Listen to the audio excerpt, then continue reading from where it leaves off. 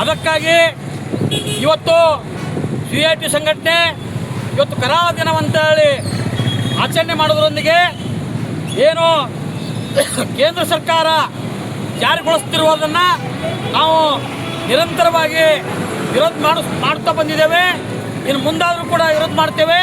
ಅದ್ರ ಜೊತೆಯಲ್ಲೇ ಇವತ್ತು ಏನು ಕರಾಳ ದಿನವನ್ನು ಆಚರಣೆ ಮಾಡ್ತೇವೆ, ಮುಂದಾದರೂ ಕೂಡ ನಾವು ಉಗ್ರವಾಗಿ ಈ ಒಂದು ಕಾನೂನುಗಳ ವಿರುದ್ಧ ಹೋರಾಟವನ್ನು ಮಾಡ್ತೀವಿ.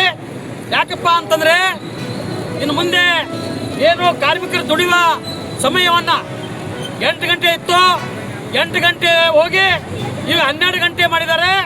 ಅದು ಅಲ್ಲದೆ ಯಾವುದೇ ವೇತನ ಕೂಡ ಕನಿಷ್ಠ ಕೂಲಿಯನ್ನು 175 ರೂಪಾಯಿ 78 ರೂಪಾಯಿ ಕೊಡಬೇಕು ಅಂತೇಳಿ ಕನಿಷ್ಠ ಕೂಲಿಯನ್ನು ಜಾರಿ ಮಾಡಿದ್ದಾರೆ.